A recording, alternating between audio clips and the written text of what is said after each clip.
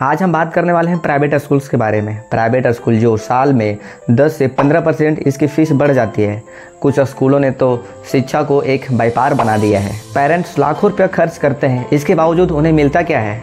बच्चे को 10 से 15 हज़ार की नौकरी, या फिर वो भी नहीं। आज से 125 साल पहले डॉक्टर अंबेडकर को इसलिए ज़मीन पर बैठाया गया था क्योंकि वे नीची जाति के थे। आज भी ऐसे लाखों बच्चे हैं जो स्कूल से बाहर खड़े हैं। डॉक्टर भीमराव के साथ जाति के नाम पर भेदभाव किया जा रहा था, आज जाति की जगह पे गरीबी आ गई है। पहले स्कूल की दरवाजे पहले जाति के नाम पे बंद थे और आज फीस के दीवारों ने गरीबी के लिए बंद कर दिया है वो दरवाजे। शिक्षा संविधान में हर बच्चे का अधिकार है। अब ऐसा लगता है जैसे मौजूदा दौर में अमीरों का सिंबल स्टेटस बन चुका है। सवाल ये भी आता है कि क्या भारत के संविधान में राइट टू एजुकेशन क्या कागज में सिर्फ एक मजाक बन के रह गया है? ये सवाल इसलिए ज़रूरी है क्योंकि आज के समय में आज ये फीस गरीब बच्चे को सपने को खा जा रहा है। आज वे फीस के दीवार के रूप में तमाम बच्चे को सपने को निगल जा रहा है।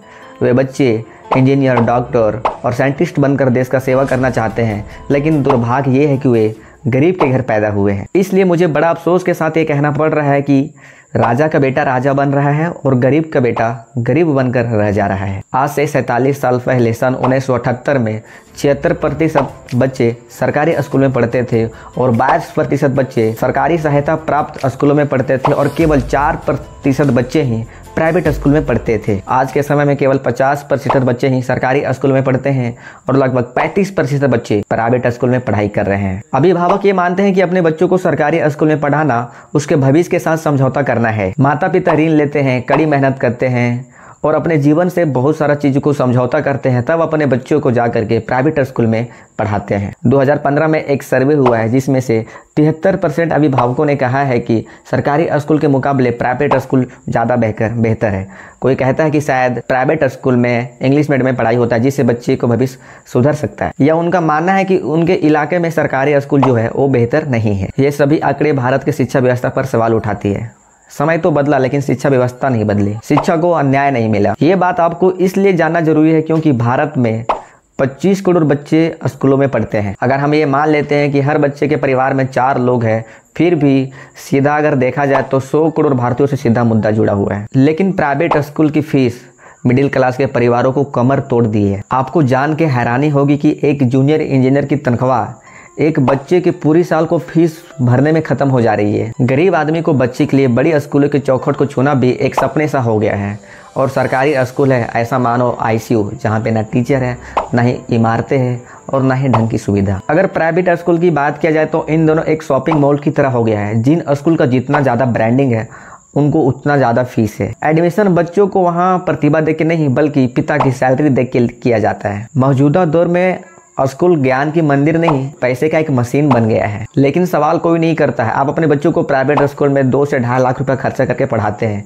पढ़ने के बाद बच्चे 10 से 15 हज़ार की नौकरी करता है। फिर ये निवेश है या फिर बच्चे के पिता के साथ धोखा? सवाल ये भी आता है कि अमीर या फिर नेता का बेटा सरकारी स्कूलों में नहीं पढ़ते हैं तो गरीब के माता पिता को सरकारी स्कूल पर भरोसा कैसे हो? सवाल ये भी है कि शिक्षा 1.75 करोड़ की एक इंडस्ट्री बन गई है, तो क्या ये बच्चों को भविष्य के संवारना है या फिर एक कारोबार है? हालांकि हम आपको ये भी स्पष्ट कर दें कि कुछ केंद्रीय विद्यालय, नवोदय विद्यालय और मेट्रो सिटी से सटे शहरों में कुछ स्कूलों में सुधार देखने को मिला है। लेकिन भारत जो गाँवों छोटे छोटे शहरों में आज भी ना स्कूल है, ना अच्छी इमारतें हैं, ना ही वहाँ पे शिक्षा है, ना ही टीचर है। ऐसा लगता है कि बच्चे हर दिन मिड डे मील सिर्फ खाने आते हैं और खा के चले जाते हैं। स्कूल में शिक्षा जैसे लगता है कि गायब हो चुका है। इसी वजह से प्राइवेट स्कूल की लूट आज पेरेंट्स को झेलना पड़ रहा है। लेकिन सबसे बड़ी बात यह भी है कि शिक्षा की संकट स्कूलों तक सीमित नहीं रही है, कोचिंग इंडस्ट्री भी आ चुकी है।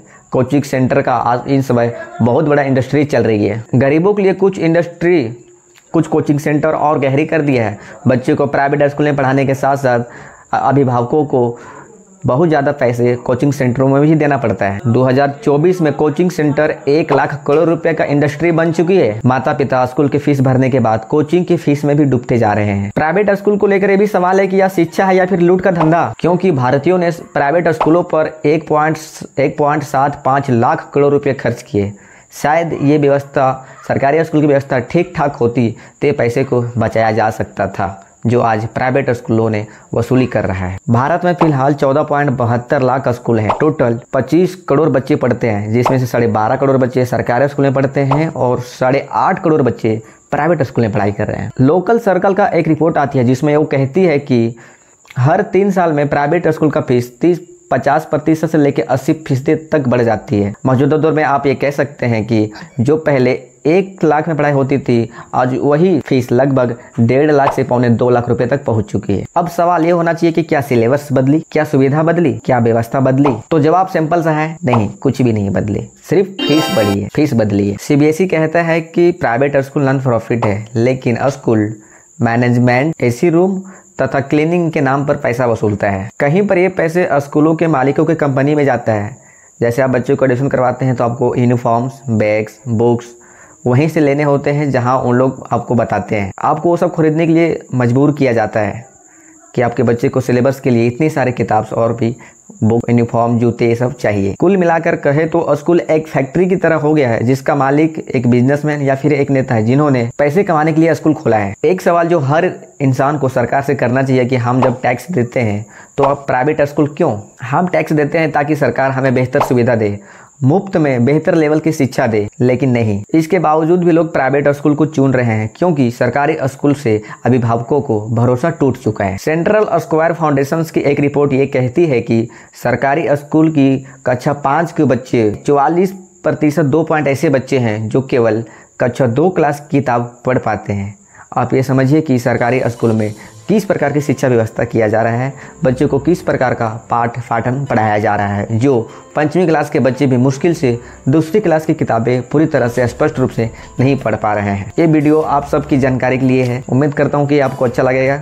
मिलते हैं फिर किसी नेक्स्ट वीडियो में। इसी प्रकार के वीडियो को देखने के लिए हमारे चैनल्स को सब्सक्राइब करें, मुझे सपोर्ट करें ताकि मैं भी जहाँ पे गलत हो रही है मैं खुल के उनका विरोध कर सकूँ और आपको आपकी अधिकार को मैं दिला सकूँ। नमस्कार, मैं हूं राहुल कुमार। मिलते हैं फिर कभी नेक्स्ट वीडियो में। तब तक आप सभी का मेरा बहुत बहुत प्रेमपूर्वक धन्यवाद।